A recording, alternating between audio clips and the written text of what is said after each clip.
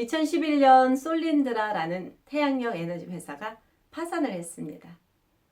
한 회사가 파산을 하는 것은 그리 큰 뉴스거리는 아니죠. 그러나 솔린드라 회사는 단순한 회사가 아니었습니다. 그 회사의 가장 큰 투자자가 5억 달러를 투자했던 연방 정부였기 때문입니다. 그것이 바로 뉴스거리였죠. 만약 우리가 역사를 우리의 지침서로 여긴다면 정부는 세금으로 거두어들인 그런 막대한 금액을 사기업에 투자해서는 안 되었습니다. 실제로 역사를 통해서 보는 정부는 최악의 투자자이기 때문입니다. 그래서 솔린드라의 파산은 충분히 예측 가능하였죠. 역사 속에서 이러한 예는 셀 수 없이 많이 있습니다. 여기서 다음에 두 가지 예를 들어보겠습니다. 남북 전쟁 이후 미국의 지도자들은 대륙 횡단 철도를 건설해서 북쪽, 남쪽, 동쪽, 그리고 서쪽 지역을 함께 통합하기를 원했습니다. 그래서 의회는 대륙 횡단 철도를 건설하기 위해 거대한 연방 원조를 제공했습니다. 그러나 정부의 원조를 받아서 공사를 했던 철도 회사 모두는 엄청난 재정적 문제에 빠지게 되었습니다. 그중 하나 예를 들면 유니온 퍼시픽이라는 회사는 설립 초기부터 재정 스캔들에 빠져 있었고 여러 번 파산을 했으며 관행적인 부실 공사로 인해 많은 부분을 재공사를 해야만 했습니다. 반면에 그 당시 연방 원조를 전혀 받지 않고 철도 공사의 일부를 맡았던 제임스 힐이라는 사람이 있었습니다. 그는 세인트 폴에서부터 시애틀까지 그레이트 노던 철도를 건설했습니다. 어떻게 제임스 힐은 유니온 퍼시픽이 정부로부터 받은 수천만 달러의 연방 기금을 가지고도 실패한 철도 건설을 자신의 돈으로 이루어낼 수 있었을까요? 출발점은 인센티브였습니다. 여기서 인센티브란 사람을 어떤 행동을 취하도록 부추기는 것을 목적으로 하는 자극이나 동기 혹은 의욕을 말합니다. 특히 직원의 근로 의욕이나 소비자의 구매 의욕을 높이는 것을 의미하죠. 유니온 퍼시픽은 1마일의 철도 건설당 얼마씩 정부로부터 돈을 받았습니다. 철도를 직선화하지 않는 것이 철도 회사인 그들에겐 더 이익이었죠. 네브래스카의 경우 그곳을 가로지르는 데에는 직선으로 가지 않고 곡선으로 만들어 더 많은 마일을 만드는 것이 그들에겐 더 많은 돈을 정부로부터 받을 수 있는 길이었습니다. 그래서 그들은 그 길을 곡선으로 만들었죠. 대조적으로 힐은 그 자신의 자본을 사용했고 자신이 짧은 기간 안에 이익을 만들기 위해서는 그레이트 노던 철도를 튼튼하고 직선적으로 건설해야 했습니다. 부실 공사로 인해 재공사를 하거나 마일 수가 늘어나서 철도를 더 길게 만들면 만들수록 그에게는 손해였기 때문입니다. 결국 그의 회사는 1970년에 다른 철도 회사와 합병될 때까지 거의 100년 동안 그들의 사업을 유지했습니다. 그러나 그 당시의 유니온 퍼시픽 회사는 공무원의 뇌물 수수를 포함한 부패와 수많은 다른 재정적인 범죄로 인해 10년이 채 안 돼서 파산을 했습니다. 물론 현재 존재하고 있는 유니온 퍼시픽 회사는 이름만 같을 뿐 그 당시의 회사와는 다른 회사입니다. 정부 원조에 대한 이러한 실패는 비행기 개발에 있어서 이러한 현상을 더욱 분명하게 보여줍니다.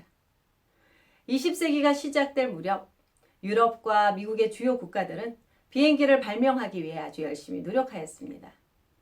비행기를 발명하는 최초의 국가가 거대한 군사와 상업적 장점을 가질 수 있었기 때문입니다. 사실 그 당시 미국의 정치적 지도자들, 즉 테디 루즈벨트 대통령과 윌리엄 맥킨리 대통령 그리고 다른 많은 정치인들은 비행기를 만드는 것이 급선무라고 주장했습니다. 그래서 그들은 민간 기업의 그 일을 이룰 때까지 기다릴 시간이 없다고 재촉했죠. 결국 정부는 최고의 항공 전문가를 택해서 그가 필요한 자금을 대어주고 비행기 개발을 부탁하기로 했습니다. 그 전문가로 뽑힌 사람이 사무엘 랭글리라는 사람이었습니다. 그는 명성이 있는 스미소니언 연구소의 사장이었고 하버드와 예일, 옥스퍼드와 캠브리지의 명예학위를 소지한 사람이었습니다. 랭글리는 이미 훌륭한 발명가였습니다. 그는 높이 평가받은 공기역학 실험이라는 책도 썼죠. 연방정부는 랭글리에게 시험 비행을 위한 자금을 지급했습니다. 그는 즉시 일을 시작했죠. 그는 그의 비행기가 포토맥 강의 하우스보트에서 상공으로 날아갈 수 있도록 계획을 했습니다. 그리고 비행기의 큰 엔진은 몇 분 동안이지만 그것을 하늘로 띄웠습니다. 그러나 그 첫 번째 시도는 실패했습니다. 비행기는 강으로 떨어졌지만 랭글리는 단념하지 않고 두 번째를 시도하였죠. 그러나 안타깝게도 그의 두 번째 시도에서도 실패를 했습니다. 결국 랭글리와 정치인들은 비행기의 개발을 포기할 수밖에 없었습니다. 만약 정부의 모든 지원을 받고도 랭글리가 이 문제를 해결하지 못했다면 이 문제는 전혀 해결될 수 없는 것이라고 그 당시에 사람들은 생각했을지도 모릅니다. 실제로 뉴욕타임즈는 랭글리의 실패를 보고 나서 인간이 비행을 하려면 100만 년이 걸릴 수도 있을 것이라는 기사를 쓰기도 했습니다. 그러나 놀랍게도 랭글리가 실패하고 난 뒤 9일 후에 오하이주 데이튼에서 자전거 수리공이었던 라이트 형제로 알려진 오빌과 윌버가 그들이 가진 돈 단 2,000달러를 가지고 비행기를 발명해서 모든 사람들을 놀라게 했습니다. 노스캐롤라이나의 키리역 해변에서 그들은 최초의 비행기를 날린 것이죠. 그리고 5년 안에 그들은 정부에 판매하기 적합한 군용 항공기를 만들어냈습니다. 정부 보조를 받은 랭글리의 실패는 유니온 퍼시픽의 사례와 비슷합니다. 그리고 라이트 형제의 성공은 제임스 힐과 그레이트 노던 철도 공사와 유사하죠. 랭글리와 유니온 퍼시픽은 다른 사람들이 세금으로 낸 정부의 돈을 가지고 힐과 라이트 형제들이 자신들의 돈을 쓰는 것처럼 신중하게 쓰지 않았습니다.